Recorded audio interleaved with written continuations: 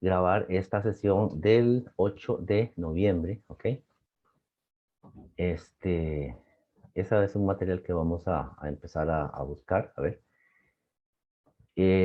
Hasta este punto se había analizado lo de los ángulos, el ángulo de incidencia normal, el ángulo de incidencia oblicuo, qué pasa cuando pasa un prisma, no sé si vieron, bueno, no sé si han podido ver el vídeo, han podido ver el del anterior, de la práctica anterior, Isaac, ¿usted lo vio? No. No, todavía no. Es importante que lo vean, que revisen, porque hay muchos conceptos que yo toco en las prácticas que tiene que ir viendo que se va sumando. Por ejemplo, ¿qué pasa cuando yo muevo un prisma? No sé si lo vieron. Es importante que lo vieran. Por eso, hoy voy a tener que revisar este material que está en el libro de texto, es este. Y el libro de texto menciona en estas secciones, aquí está, medios dispersivos y demás. Qué difícil que es manejar esto así, no me gusta. No hay nada más bonito que estar en una clase en vivo y a todo color al frente de las personas, ¿verdad, Isaac? Esto, la verdad, nunca me gustó. Propagación de ondas en medios dispersivos. Y dispersión es dispersión en el tiempo. Entonces, yo lo que hice fue revisar, esas son mis notas, ¿se ve eso como a mano? Espero que sí. Vean, lo que tengo que explicarles es porque hay un detalle mal escrito en el libro. Ponen una ecuación que está un poquito mal escrita. Pero aquí es un pequeño resumen. Lo que dice el capítulo es que la permitividad en un medio dispersivo, en este caso dieléctrico, es cómo se afecta el E1 y el E2 que dependen de la frecuencia. Y eso es lo que funciona, es lo que se llama la resonancia. O sea que las cargas oscilan y se da absorción de una onda electromagnética. Entonces, tengo que explicar esto. El índice de refracción es la raíz cuadrada de ER. Este varía con la frecuencia lejos de la resonancia. ER2 es un medio sin pérdida. Y nosotros debemos ubicar y conocer ya esto, R es E entre 0, entonces el índice de refracción es la parte real imaginaria, que es la rapidez de la luz. Es una colección de fórmulas muy importante, muy interesante. Entonces se analiza el prisma. El prisma, cuando entramos con una gran cantidad de longitudes de onda a un ángulo, se dispersan los componentes. Dispersar es como separarse, por ejemplo, los rojos y los violetas, como el efecto del prisma clásico. Esto se llama dispersión cromática. ¿Ok? Y eso es lo que analiza el libro. Permítanme quitar un poco de gente acá. Lo que analiza el libro en esta primera sección. Yo les voy a pedir a ustedes que lo lean. Es interesante. Esta parte. No sé para qué por dónde ando. Es difícil moverse con este bendito mouse. Aquí en este capítulo 12. Entonces moverme así. Ahí está. Ahí por ahí ando. Donde analizan el prisma de una manera muy simpática, poniéndole un medidor, un detector, para ver. No me quiero. Ahí está. La dispersión angular del prisma. Esa es la parte que tal vez deberían ustedes revisar y entender. N es función de la longitud de onda. Y en esta explicación que se hace aquí, les tengo que comentar algo. El autor lo que hace es ver cómo cambia beta con, perdón que me mueva así, pero por eso les dije que ustedes tienen que pegarle una pequeña, esta ecuación, la figura 212, cómo cambia beta con omega. Omega es la frecuencia, ¿se acuerdan? 2pi por mi y beta. Entonces, esta relación, ustedes tienen que encontrar una relación te estoy pidiendo que la hagan lambda contra n y el comportamiento va a ser en esta forma, que luego cambia un poquito la concavidad. Vieron que le di un pequeño cambio, no lo continúe aquí, sino que le di un pequeño cambio con concavidad. O sea, n y lambda. Ese concepto de cómo cambia este comportamiento es lo que ustedes tienen que descubrir. Por eso yo lo hice acá, vean por acá con mis notas. Estas notas mías yo se las puse a ustedes en la página, ¿ok? Entonces, en un medio no magnético estamos hablando de un vidrio, un material dieléctrico, por ejemplo, lejos de la resonancia, lo que nosotros vamos a ver es que el índice de refracción cambia con la longitud de onda o que el índice de refracción cambia con la frecuencia. Es lo mismo. Y esta es esta grafiquita que estás poniendo en el libro. Es importante que ustedes lo entiendan. Y vean que aquí se pone este pequeño espectro. Este es el espectro de una fuente de luz o de radiación que está como centrado, tiene un valor máximo que se llama omega sub 0 y tiene una banda a un lado omega B y otra banda al otro lado que se llama omega A. Esta es una onda plana, es un láser, es un emisor. Este comportamiento es interesantísimo. Ustedes lo que tienen que ver es esto, este cambio, vean. Yo quiero cambiar estos ejes, omega por acá y beta, como les dije, y llevarlo a lambda n. Entonces, recuerden, cuando lambda aumenta, la frecuencia disminuye, ¿cierto? Espero que eso lo tengan claro. Recuerden que mi por lambda es igual a la rapidez de la luz en el medio, ¿ok? Esto es importante para que ustedes entiendan este fenómeno. Entonces, esta gráfica que está acá corresponde aproximadamente a esto que está aquí. Ya, dado que beta es n omega por c, ustedes van a buscar este fenómeno, lo van a encontrar. Y aquí lo estoy graficando en términos de la longitud de onda lambda. ¿Ok? Delta omega es lo que se llama el medio ancho espectral o el ancho espectral. O sea, si yo grafico, de acuerdo a lo que está poniendo el libro, y yo digo, bueno, tenemos una frecuencia central omega O y hacia un lado, donde hay una cierta disminución omega B, a esto es lo que le están llamando delta omega. Espero que lo tengan claro y lo ubiquen porque esto se usa mucho en la práctica, especialmente en telecomunicaciones ópticas. Y establecen lo que es la velocidad, ¿ok?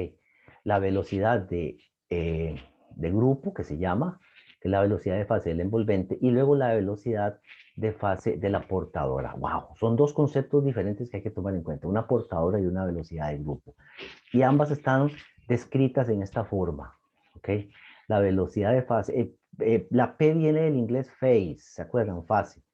Y la C significa carrier en inglés, portadora, por aquello que lo descubran, carrier. Y luego la velocidad de fase de envelope, envolvente.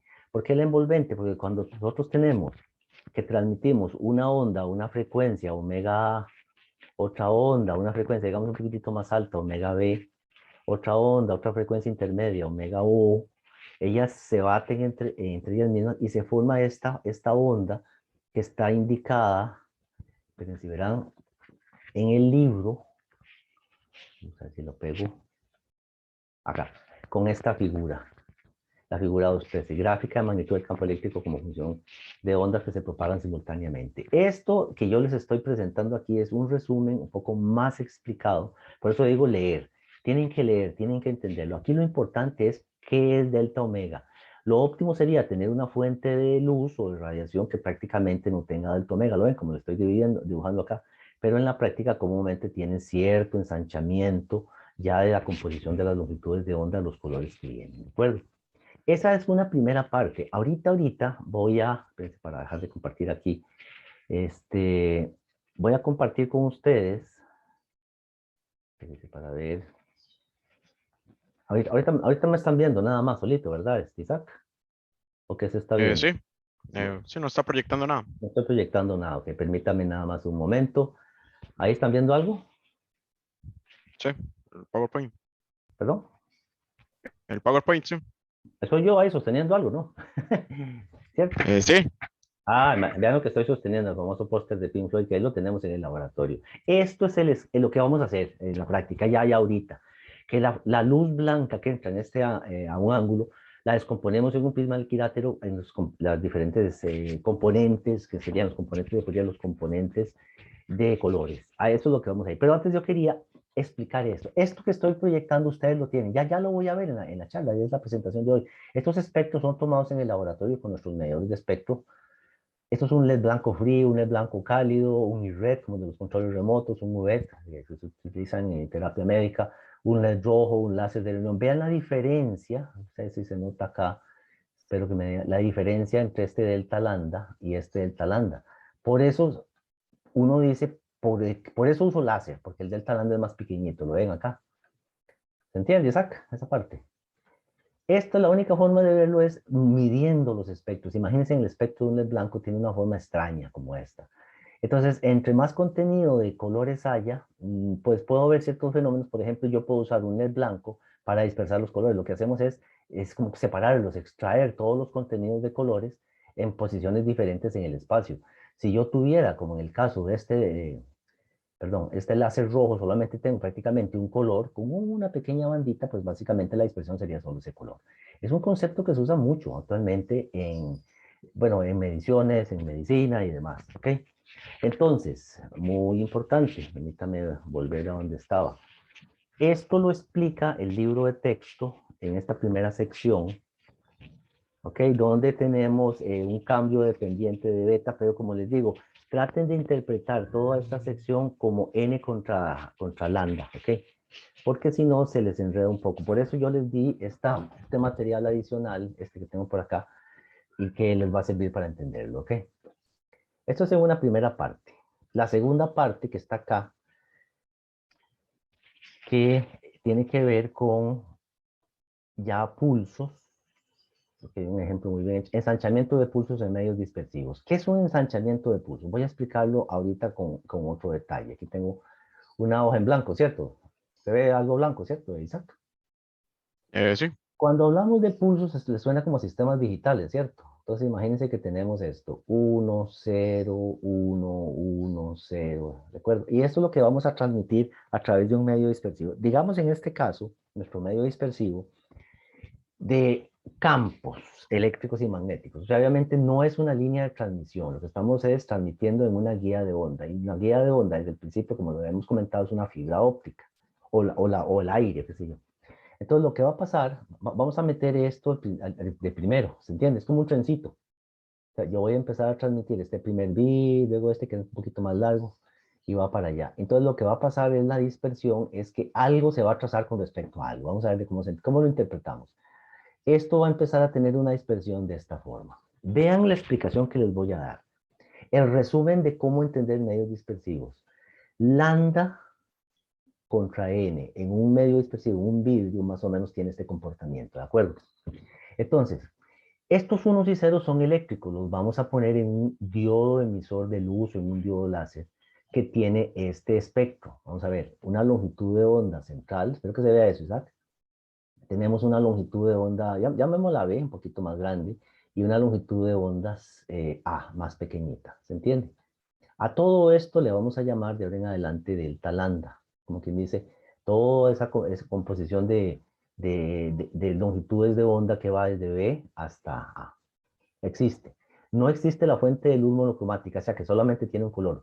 Por eso el término monocromático, Isaac, no existe. Existe cuasi monocromático. Entonces, el fenómeno que vamos a tener que entender aquí es el siguiente. Espero que se vea esta grafiquita que tengo. Si aquí tenemos una longitud de onda, llamémosle A, y aquí tenemos una longitud de onda B. ¿Se ve eso, Isaac? Sí. Okay, aquí tenemos dos índices de refracción. El índice de refracción de A y aquí el índice de refracción de B. Está hablando como los límites, ¿cierto? Entonces, ya la ecuación clásica para explicar esto es esta. C es igual a C sub 0 entre N. ¿Ok? Cuando tengo un índice de refracción alto, como para el caso de A, entonces la velocidad de A, cuando es un valor grande de A, es menor. Vamos a ponerlo así para abajo. Y la rapidez, en el caso de B, como ustedes ven, el índice de B es pequeño, entonces la rapidez es más alta. Eso quiere decir que el contenido de colores que al principio, así en la pura entrada del medio todas las longitudes de onda aportan la misma energía, están como en fila, es como una carrera de ciclismo, de atletismo, que todos los corredores están en la línea de meta iguales. Pero conforme empieza la carrera, hay uno que se mueve más rápido y otros más lentos. ¿Ven? Esa idea de que el más rápido le va ganando al más lento es la dispersión. Por eso, ojo, un pulso que se le ponemos así todo bonito en la entrada va a salir todo dispersado. ¿Por qué la energía se hizo así? Porque parte de la energía se hizo más lenta con respecto a la energía más rápida. Y entonces, si antes cubríamos un periodo tau, ahora aquí tenemos tau más delta tau. Todo esto está descrito en el texto, ¿ok? ¿Se entiende eso, Isaac? ¿Me entendieron la explicación? Esto es el resumen de esta sección, así en dos platos. ¿Alguna pregunta? Esto está quedando grabado, por si acaso. ¿Está bien, Isaac? ¿Alguna consulta? Dígame de una vez. ¿Me escuchan? Sí, señor, creo que, ¿Seguro? creo ¿Está que, bien? creo que bien. Bueno, si es que no, la mayoría de compañeros no hablan o no sé. Esta cuestión acá, en este material, yo expliqué lo del ensanchamiento de pulsos. Pónganle cuidado a algo. La ecuación 86 tiene un error. Vean, la ecuación 86, cuando ustedes la ven, vean aquí la ecuación 86. Vea, Isaac, a ver si usted que es el que más me responde. Vean cómo está escrita. E a la menos un medio, paréntesis T, hay un paréntesis abierto, ¿y dónde está el otro paréntesis? O sea, esto está mal escrito. Entonces no le hagan caso a esto. Entonces yo les estoy dando una versión de una función en el tiempo que sufre eh, la transformación de Fourier, o sea, poner sus componentes en el tiempo en forma de componentes en frecuencia. ¿Se acuerdan? La transformada de Fourier. Eso es muy interesante porque yo cualquier función temporal la convierto en sus componentes de frecuencia. Y en esta descripción, espero que me entiendan, es lo que al final pone el autor está bien, son dos frecuencias, una frecuencia central y cualquier frecuencia alrededor de un espectro que esté contenido en esta señal de pulsos. Vean vean lo que es una señal de pulsos, así como está dibujado.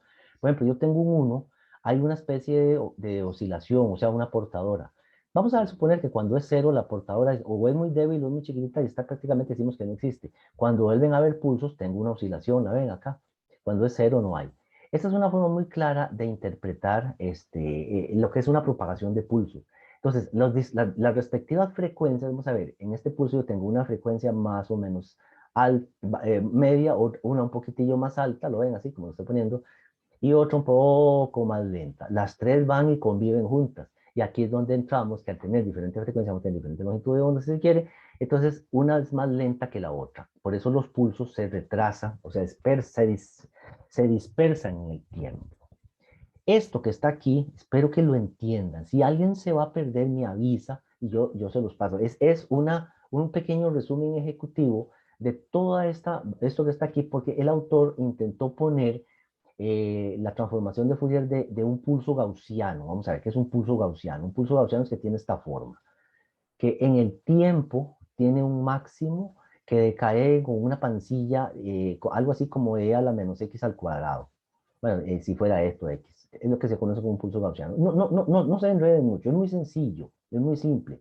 De hecho, aquí ponen, vea qué bonita esta figurita, esto es lo que está pasando, esto es lo que pasa, el espectro potencia normalizado de pulso gaussiano. O sea, cuando ustedes relacionen esto que acabo de poner, esto que acabo de poner aquí, vean esta figura, con los espectros que vamos a ver ahorita en la presentación, es lo mismo. O sea que yo aseguro en la frecuencia, en vez de poner frecuencia 2 pi mi, lo llevo a longitud de onda y aquí una amplitud relativa que es máxima en cierta frecuencia o longitud de onda y va decayendo hacia los lados en una forma suave. Eso es. Esto es un pulso gaussiano. Y este pulso gaussiano, al ponerlo aquí en el beta, es exactamente lo mismo que yo acabo de decirles. Vamos a tener diferentes betas. Y ustedes se acordarán que beta se relaciona con la velocidad, ¿se acuerdan? Omega entre la velocidad. Entonces, por consiguiente, eh, algunos de esos componentes, este puede ser más rápido y este puede ser más lento. ¿Okay? Van a pasar otras cosas. Hay materiales ópticos. Vean cómo lo estoy dibujando así. Y esta caída. Entonces, tal y como decía, esta longitud de onda puede ser, por ejemplo, el rojo. Rojo, rojo. Aquí está la longitud de onda azul. Azul, ¿ok? Entonces, el asunto es leer el índice de refracción. La diferencia entre índices es muy sutil, es chiquitita, pero existe. Eso existe en la naturaleza y eso se mide. Eso hace que un prisma separe los colores. Y de hecho, un prisma o un montón de prismas puestos juntos se llama una rejilla de difracción y es lo que se utiliza actualmente para hacer estudios clínicos. Por ejemplo, cuando ustedes hacen un estudio de análisis de sangre, de orina, qué sé yo, se utilizan rejillas de difracción y ese esparcimiento de la luz es lo que usan los microbiólogos para entender qué es lo que está pasando con el contenido químico de las cosas. Aquí hacen un ejemplo en una fibra óptica cuando yo pongo un pulso en un medio dispersivo. Ellos hacen un análisis que es bastante simple de leer. Vamos a ver, y se establece un ensanchamiento de pulso con un ejemplo en una fibra óptica. Voy a explicarlo nuevamente con una plantilla. Vamos a ver, aquí, me ven nuevamente acá. Vamos a poner un medio dispersivo para verlo nuevamente desde otro punto de vista. Simplemente voy a ponerlo acá. Aquí está. Entonces, tenemos un pulso. Este es el pulso, vamos a ver, en el tiempo, ¿ok? Pero el espectro en la longitud de onda o la frecuencia es parecido, es como gaussiano. No se enreden, una cosa es tiempo, ¿verdad? Una cosa es tiempo y otra cosa es longitud de onda o frecuencia. Entonces, ya sabemos que partes de los componentes espectrales de diferentes longitudes de onda se van a trazar uno con otro. Por eso, yo pongo un pulso muy bonito en la entrada y a la salida le pasa eso. Se esparce en el tiempo, ¿ok? Entonces, vamos a suponer, vamos a volver a quitarlo todo, que en este sistema, en una fibra óptica, por ejemplo, que es el caso típico, tenemos un emisor. Estos emisores ya los van a ver ustedes en la práctica, está en un equipo. Todo esto está en el laboratorio, todo esto lo usamos nosotros y yo quería motivarlos y, no sé, moverlos, que ustedes experimenten esta área. No se queden limitados a solo máquinas o solo control. Analicen esto, esto es lo que está usando, esto es lo que está permitiendo esta reunión de Zoom en este momento, que las redes de fibra óptica que están instaladas.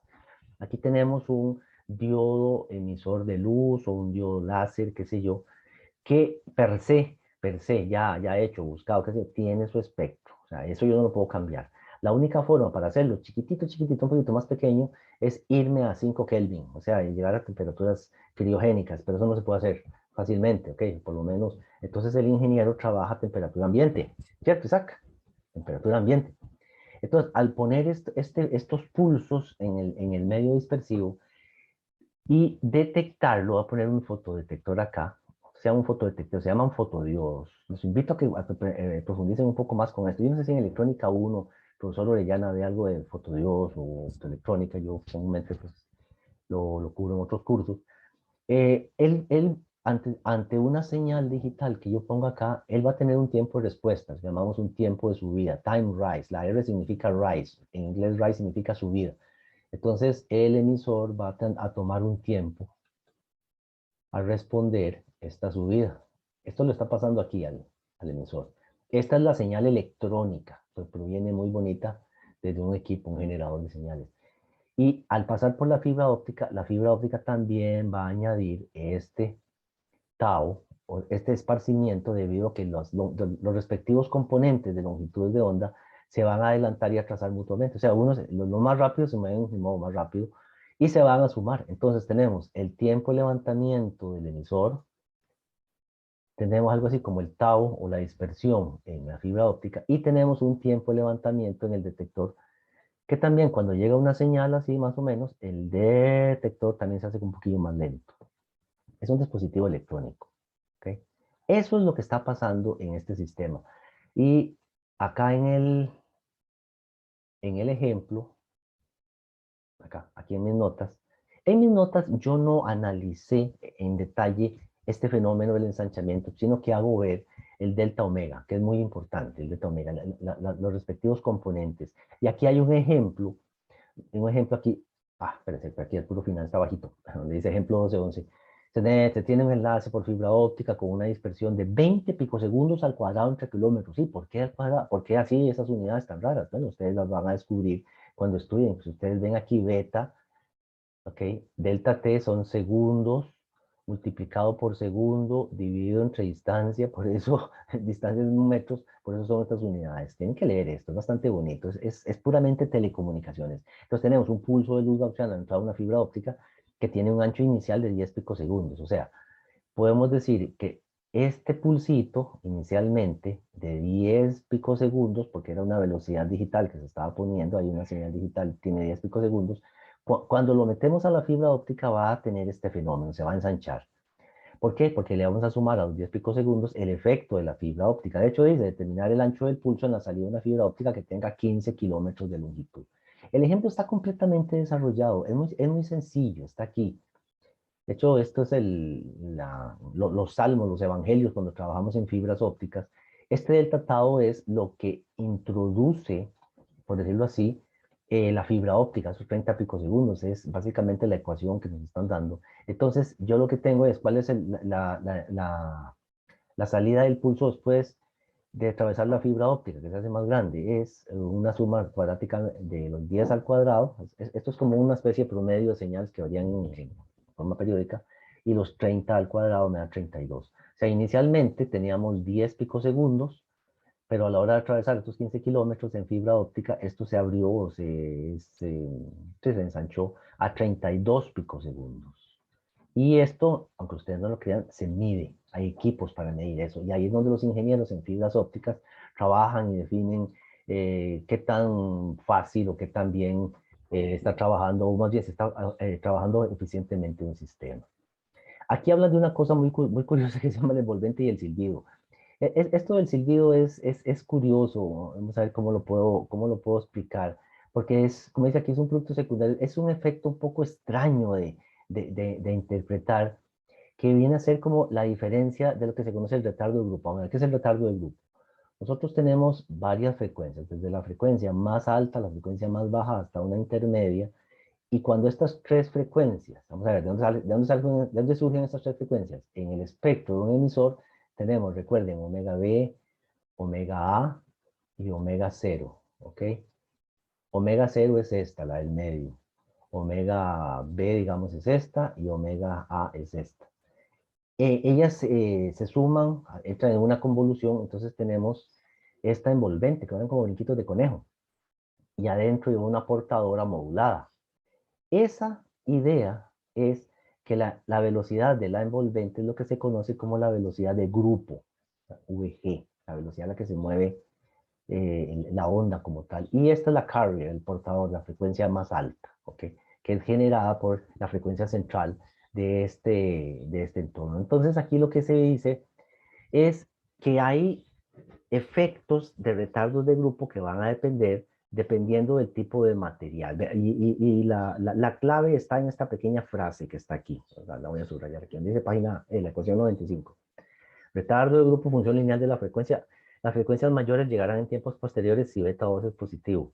Se conoce como silbido. Ya lo voy a explicar por qué es silbido. Silbido es positivo si las frecuencias más bajas se adelantan en el tiempo las más altas. El silbido es negativo si las frecuencias más altas se adelantan a, en el tiempo, si las más altas se adelantan a las más bajas, es lo que queremos decir. Vamos a ver, este es un fenómeno que es tal vez difícil de entender si no se ha tenido previo conocimiento, pero les voy a indicar esto, vean. Nuevamente, n con respecto a lambda. Y cuando viene así bajando, y de un momento otro cambia la concavidad y empiezo a hacer la primera derivada de n con respecto a lambda, y luego hago la segunda derivada de n con respecto a lambda, y ustedes se acordarán que esto pasaba por un mínimo, por un mínimo, o sea, la primera derivada es como que llega a un mínimo, y la segunda derivada de n con respecto a lambda, que está escrito aquí, hace como un corte acá, más o menos tiene este comportamiento. Déjame borrar aquí esta ecuación. Voy a ponerla en esta forma, perdón, creo que viene aquí. En esta parte que está aquí, las longitudes de onda más cortas se adelantan a las más largas. Y aquí las longitudes de onda más cortas se atrasan con respecto a las más largas. Es un fenómeno de dispersión, aquí le dicen silbido, yo creo que a lo que se refieren aquí es una cosa que se llama el chirp, pero léanlo, no vamos a evaluar esta parte, es un poco complejo, es más de ingeniería de comunicaciones, pero lo que más me interesa que ustedes aprendan o conozcan en este momento es el efecto final de todo esto con una presentación que yo quiero darles, ¿de acuerdo? ¿Estamos listos, Isaac? ¿Alguna pregunta? Voy a hacer una presentación aquí sencilla. ¿Estás ahí, Isaac? No, no, creo que por el momento ninguna duda. Bueno, ok, vean, esta es la presentación que voy a hacerles. Esto está grabado, yo creo que yo se los había puesto en un vídeo narrado. Entonces, dispersión en materiales ópticos. ¿Se puede ver eso, me parece? Este es un postercillo que tenemos ahí en el Sí, laboratorio. señor. ¿Sí? Entonces, inicialmente ponemos los espectros. Déjenme mover aquí un poco de frente. Y en esta mesa óptica que está aquí, vamos a hacer una serie de experimentos de este fenómeno. Usamos diferentes, o se pueden usar, no es que los use, usamos algunos. Usé para este experimento láser de helio-neón, como este que está por acá, que por cierto lo que me quedó algo mal escrito aquí, pero bueno, no se preocupen, yo lo voy a tratar de arreglar después. Se pueden usar también otros tipos de emisores como UVET. UVET significa diodo emisor de ultravioleta y red es diodo emisor de infrarrojo. O existen, creo que muchos ya los conocen, los LEDs. ¿Sí? Estos aspectos son los que debemos tomar. Entonces, ahí está el efecto sos tomado en el laboratorio. Vean qué interesante. Aquí está nuestro prisma. Esta salida que ustedes ven aquí es una salida de una fuente incandescente de luz. Es una fibra óptica que incide, vamos a ver, incide en una de las caras de este prisma más o menos como a este ángulo, haciendo una dispersión de los rojos por un lado y los violetas por el otro. ¿Cómo que se observa esto? ¿Se ve bien eso, Isaac? Ese colorcillo y esta dispersión de colores. Sí, Voy a hacer un poquito más grande, a ver si me lo permite. Esto es lo que más me permitió mi Zoom, ¿ok? Esto está hecho ahí en el laboratorio. Esto yo lo puedo medir. De hecho, este equipo que está acá, yo lo rastreo. Estas pequeñas aberturas están acá y lo conecto a un fotodetector ya especializado, pegado a un computador, y voy tomando muestras de datos y voy viendo cuál es el contenido de las longitudes de onda rojas hasta las longitudes de onda violetas, recuerden que no es azul, y empezamos a formar su espectro. Vean que como lo que hago es sumar los componentes de Fourier. Entonces podemos tener una idea del espectro como la envolvente. Eso es lo que estamos tratando de poner en este experimento. Esto es tomado ahí en el laboratorio.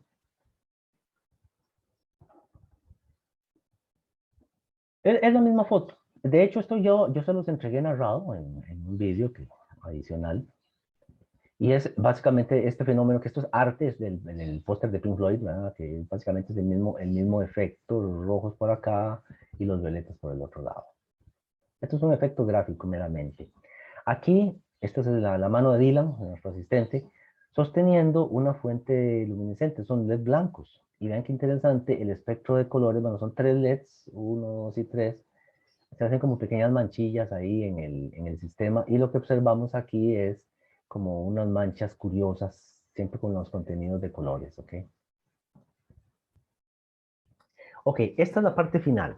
Esto es lo que vamos a tratar de demostrar con el esparcimiento. Vamos a tener, usando un diodo láser que va a recibir una serie una señal, vamos a ver, una señal rectangular. El láser va a intentar seguirla, pero no la sigue así tan estrictamente, sino que lo que hace es este comportamiento, que es la respuesta natural de un dispositivo electrónico. Y esta va a ser la respuesta después de un metro. Vamos a ver, tenemos el diodo láser, lo conectamos a través de un metro a un fotodiodo, ¿ok? Y este sistemilla de fotodiodo va a ser este. Este es como quien dice la recepción. Ya empezó a molestarme esta cosa, que es curioso. Y entonces lo que vamos a hacer es ver el efecto, acá, el efecto sumado de una dispersión. Vamos a ver si puedo explicar este fenómeno acá un momento. Acá tenemos el generador de funciones, acá tenemos el osciloscopio. Este equipo que se ve aquí es el EPCOM, que es un equipo que tiene una fuente de un emisor de infrarrojo, un diodo láser y un fotodetector todo integrado. Este es el equipo que yo utilizo, parte del equipo que yo utilizo en el laboratorio para los cursos de comunicaciones por fibra óptica. Vamos a ver. Aquí es la salida del diodo láser, espero que me sigan. Aquí hay un patch con un cablecito de forro gris, que lo que me está uniendo es el transmisor, acá el transmisor, con el detector. ¿Ok? Y esto es la señal de entrada, y aquí está la señal recibida o detectada. Aquí lo más importante sería, vamos a hacerle un zoom al osciloscopio, que la vez pasada dio un poco problema, ¿lo ven ahí? Entonces, aquí espero, vamos a ver, Isaac, si me ves, aquí está la señal eléctrica, la señal de entrada, muy bonita, y la señal detectada, vean que responde un tiempo después. Este tiempo después, digamos, este empieza aquí y luego este empieza aquí. ¿Qué pasó con esta diferencia? Bueno, eso es lo que se llama el retardo en el tiempo, el delay, ¿ok? Y lo más importante lo vemos aquí, dice que el tiempo de subida fue 10,3 nanosegundos, o sea, el tiempo que le tomó subir, digamos, la señal una cierta especificación que se usa en telecomunicaciones. Recuerden que esta gráfica que estamos viendo acá es de un pedazo chiquitito de medio dispersivo, un pedacito de fibra óptica chiquitito, ¿ok? Este metro que está aquí. Y entonces, ¿cómo se culmina este experimento? Arrollando o poniendo dos cables largos de fibra óptica, se llaman carretes, que se unen. Aquí hay como 2 kilómetros, aquí hay 1 kilómetro.